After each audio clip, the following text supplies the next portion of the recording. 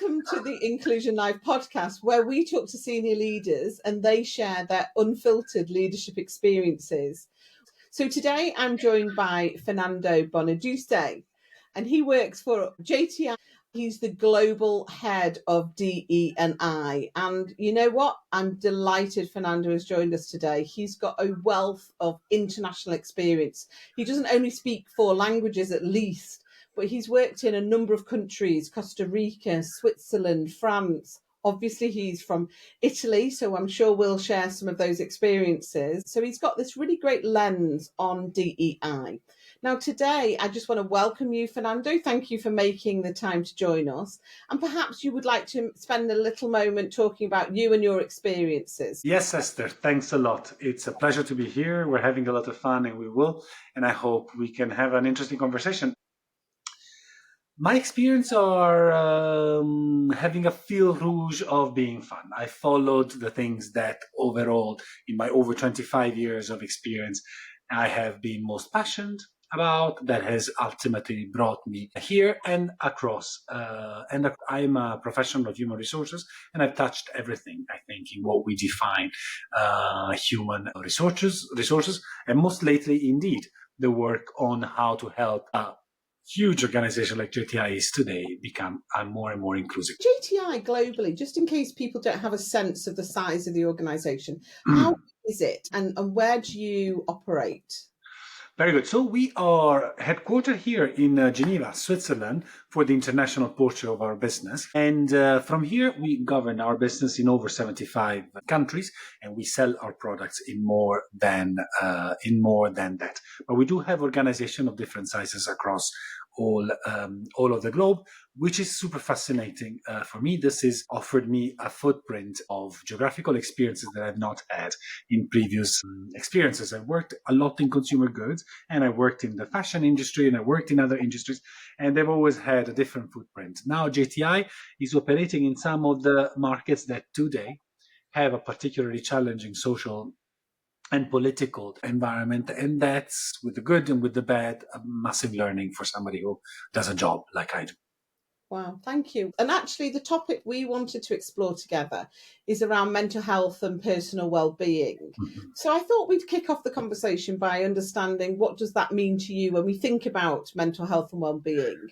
What does that mean to you? Well, the first word that comes to my mind when you ask me that is happiness. And now I'm asking my brain, why did you get with happiness as a first thing? Well, that's probably the only way that I can think of through which you as a human being can actually be happy while you're actually effectively getting what you want out of life. In my mind, the two are somehow connected. We create our own happiness when we're able to fulfill the expectations we set to ourselves. Having a healthy mind, and therefore a healthy approach to us, to ourselves, to our work, to our relations, is the only way I can imagine of accomplishing things that then make us. Yeah, I think that's a really interesting take, actually, that the first word is happiness, because I think sometimes when we think and talk about mental health and well-being, we might think about when it's absent, not when it's present.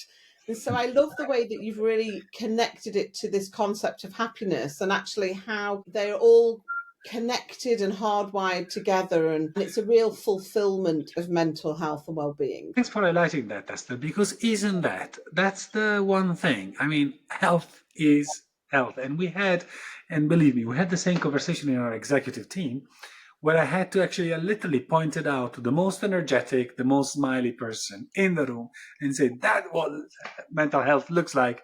I wish everybody would be like that every single day in all the meetings that they run in a day, because that's where then you get a lot of work done. Yeah. So I think let's unpack that a little bit, because at Inclusion Live, we're really passionate about leadership and inclusion. So maybe we should turn to that topic and think about the role of leaders and inclusion and how this is really connected to mental health and well-being. What are your thoughts on that? Look, when I get to inclusion, when I think of inclusion, the other words that my brain associates it to is to waste. I'm a business person, right? I've been in business now for many, too many years to count. And if there's one thing that I would hate that happens, and this is the same in my household, is waste. So I constantly tell my son to watch the food that gets wasted, or the water in these teenager showers that seem never to end, and how much water gets wasted in that. So a work is exactly the same thing. If we do not manage to have an organization that is able to value and include or belong, you call it whatever you want, every single brain and heart that we employ, what a waste. What a waste to have somebody not having the courage to speak up. What a waste of having somebody not having an opportunity to share an idea. What a waste that some people are not in the room, they're not in the corridor. And why are we paying them salaries for? I mean, in reality, that's very business, maybe said, way to look at it. But humans are wonderful, very complicated beings and beautiful per se. Why do we waste all of that? That took us millions of years to create through evolution or whatever we want to see. Yeah, I totally agree. And actually, as you're talking, I'm smiling because I really sense that. And actually, I think organizations almost like over rationalize what they mean by mental health and well-being, when actually what you're saying is it's about abundance, it's about performance, it's about people. So what challenges do you see that leaders face, and what would you suggest as a way to address some of those challenges when we're thinking Mhm. about happiness, but also the abundance of opportunity mental health and well-being brings? Look, I think there is multiple such. Now, I think there is an aspect of us, there's a portion of us in management that are still considering work separate from life, which is one of my pet peeves. There is not, we're fooling ourselves if we believe that there is a life at work and there's a life outside of work. But many of us still believe that out of respect, out of putting the boundaries, especially in Europe, I saw it much different than when I was in Asia, and I'll tell you more about that. But there is this almost respectful separation of world, which is fake, which is not true. I cannot leave outside. When I badge in to open the door of my office, I don't leave home my son being sick or whatever it is that happened the last night with my father or something else. These thoughts are who I am. My personality is what it is. I can build skills and I can build competences, but the whole thing will still always be Fernando Bonaduce. So some of us think that cultivating well-being has nothing to do with work we're talking about competences, doing the job. I would invite all of us to actually have a chat with maybe headhunters or recruiters and ask them. I think they have a particularly insightful view onto how much the energy level that their candidates and their management bring is actually somehow an exponential factor of the competences, the abilities, etc., that you can actually bring at work. And when I mentioned that there was a difference into how the different regions see this, I do remember that when I was working in China, there would be somehow shockingly at the beginning of well-being in general terms and work on the other side, and how the two world blurs very, very much into one that is a life experience. Not all of it positive. I'm not saying this, and Mm. let's not put judgment of it. But the approach to life is approach to life. There's not a work life. There is not a non-work life. Yeah. And I love that because actually I also talk about it through the lens of it's life. And Mhm. life, we don't compartmentalize our feelings in that way. Our thought patterns. If my parents call me, I want to answer the phone because they're in their ease now, and wherever I am, I still want to engage with life, and I think that's a very important part of humans. And I think that's a very important part of leadership and the appreciation of that, actually. And I think sometimes we overcomplicate it and we actually try and extract the human from the decision making. And that's not a helpful way to navigate. So, any thoughts on that in terms of how leaders can really use this to their advantage in the way they bring out the best in their people? Yes, I mean I love the way you phrased it at the beginning, and I think you're absolutely spot on. I hope no executive is fooling themselves thinking that if they don't crack this human thing, they can actually be successful. No, they can't. They can't because today we're not anymore producing the famous black car from Ford that consumers can have whatever car they want as long as it's black. No, that is not where we add value, and the product per se, but not even the competence is what adds value. Generative AI and all the debate that we are seeing right now tells us that certain competences can be very, very easily replaced. But it is the insights, the connections, the relations, and the emotions that the humans bring to work today. And I'm talking 2025, and even for the last 20 years, probably, or at least 10 years. This is what adds value in the spreadsheet of your budget. That's where things gets created, because you engage customers in a different way, because you are able to unleash the brain of the people who are meant to be creating your new R&D, whatever it is, initiative, because you want to make sure that you have a very, very highly performing executive team. All of this is very, very human. So the way to go about it is surrender to the idea that we all are humans. Fuel we all get will be the one that then will generate the value. Competences are important, don't take me wrong. And no, ChatGPT isn't going to replace my CFO tomorrow. But the aspect of it being an harmonious kind of a work together is what it is. Yeah, I really agree with that. And I think, wherever AI takes us, the journey that we're on as humankind, actually, it needs humankind to make it real and relevant and, effective, I think. But that's probably for a whole other podcast. But I do want to pose a question to you about mental health and well-being, and where actually, if we don't get that right as leaders, the impact it can have and how to learn from that. So any thoughts on that? So, two things. The impact is very, very visible, I believe. Of course, there is even those who advocate that you should track presenteeism or absenteeism, etc.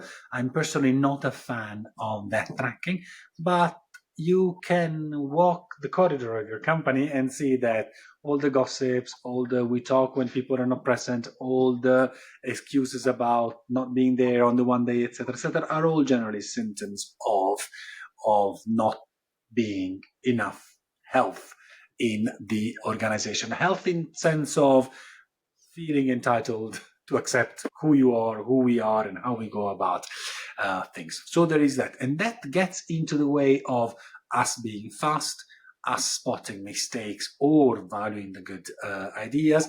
This gets into the way of meeting the deadlines, because whatever it is, I don't care, and I will not do what is necessary. Missing important consumer or customers' inputs because somehow we didn't bother to ask, or we felt it wasn't appropriate, etc., etc. So there's all of that aspect onto the impact of this.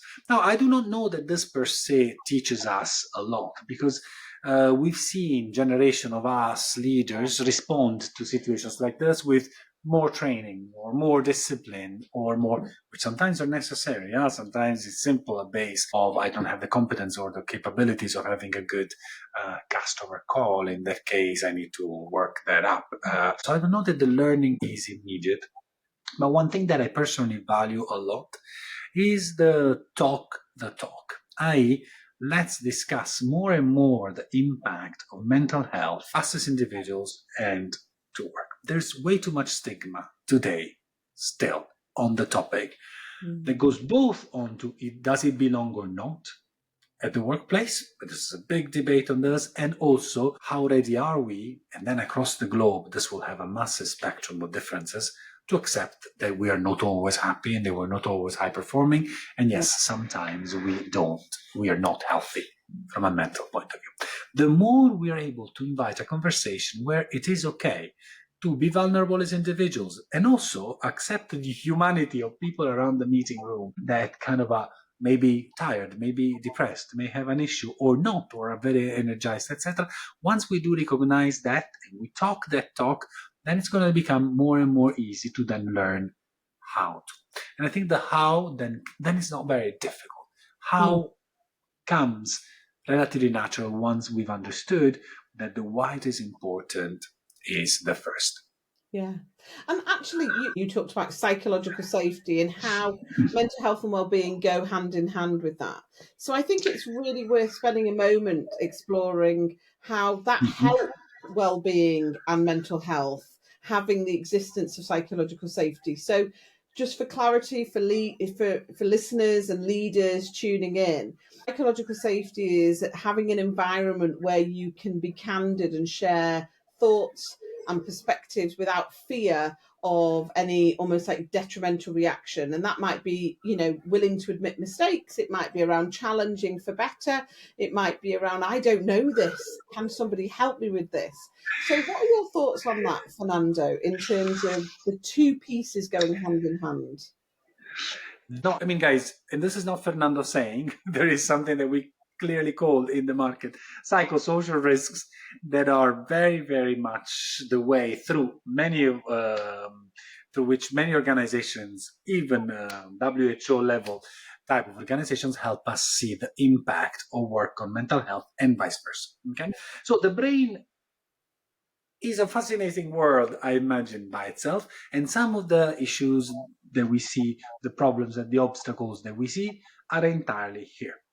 Mm, Which then means that if I am in an environment where all of my doubts, all of the potential obstacles can be voiced through and can be built, polished, or maybe broken down by a collective work on this, we will keep all of our barriers, all of our obstacles in our mind that they generally tend to have us slow down as a minimum, mm, get sick as the worst case scenario. So that's mm, where psychological safety all of a sudden allows us to get rid of some of the weight our brain carries in a way that then we can more lightly go through things. And this goes with admitting a mistake.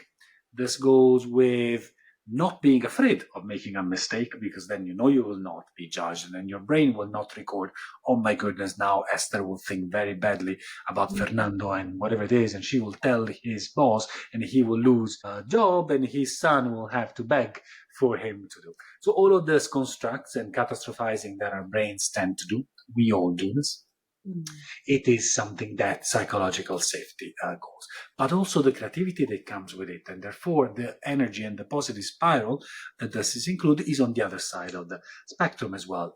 The ability of having a laughter and create ideas actually makes you healthier, because all of a sudden you are nourishing your brain with wonderful, affirmative, positive energy and thoughts and support of your colleagues that not only prevent you to get sick, but actually gives you the energy that then next thing you want to do tough, maybe outside of work, will actually draw from the positive energy you got at work. Brilliant. Thank you.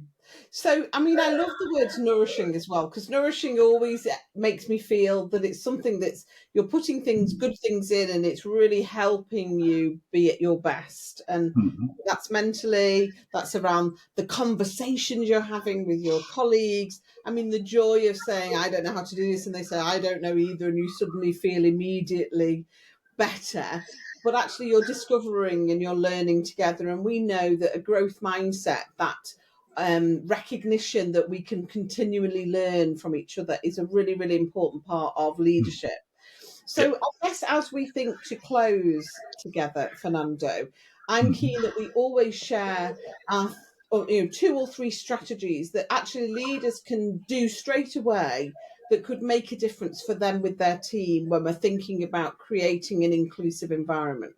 So what would you say in the context of our conversations that you has made the biggest difference, that you would say go try? Uh-huh. Wonderful. Look, I think that the first most important one is start with yourself. Now, you said the growth mindset, which I love the theory behind it, but in a more simple way, you could say start with accepting that you are human yourself. Yeah. You will do mistakes, you will be afraid at times. There's those days that you would eat the world, and there's those days that you just want to stay in bed. And if you do that, everybody else will do this, and start with having that framework even at work, because that will help you open up to anybody else in your team. You don't need to be perfect, and that's going to be a big, big opening. The second one is that of reaching out for feedback. Unfortunately, as managers of others, a lot of this depends on us. Okay, so it is actually statistically proven that a very high percentage that goes beyond 60% of the stress that is generated at work is generated by our bosses. When we are the bosses, we need to live up to this. We need to be aware that we like it or not, we're having an impact on the people that work with us and for us. And let's choose the type of impact that we want to have. So let's be intentional about this because it won't come naturally. So if you see yourself as a human and you accept the fact that when you're a boss, you're a special human for others, is the first two things that you need to do. Then there's plenty of techniques, and Esther has helped JTI discover many of these, of many tips for inclusive leadership that are very important, from measuring the share of voice in meetings to asking the questions in a way that is proactive and open, to making sure you interrupt those who talk a lot, like Fernando always does, to make sure that you leave space to those who naturally wouldn't, etc., etc. That's fantastic. Thank you very much. So we're drawing to a close. Time has flown. Any last thoughts to share, Fernando? We're very grateful that you spent a few moments with us sharing your powerful insights. Anything you'd like to add before we close? Look, I wanna say to whomever is gonna be watching this, that very likely is operating in an area of leadership or management or even human resources, to do absolutely these two things. Enjoy the work. I believe it is absolutely fun to work on very complicated things like leadership and humans, etc. And then yes, accept it's very hard work. It is not easy, and Esther and Fernando will help, but it will remain complicated work, which makes it intriguing. But be gentle to yourself. This isn't cracked in 5 minutes, nor in 5 days, and nor in 5 years. No. And be kind to yourself is a really nice way to end, because actually, if you open up, there's lots of people that will support you and you can support them too. So, what a brilliant way to close. Thank you very much for joining our podcast, The Best is Leadership for Inclusion Live. Thank you very much.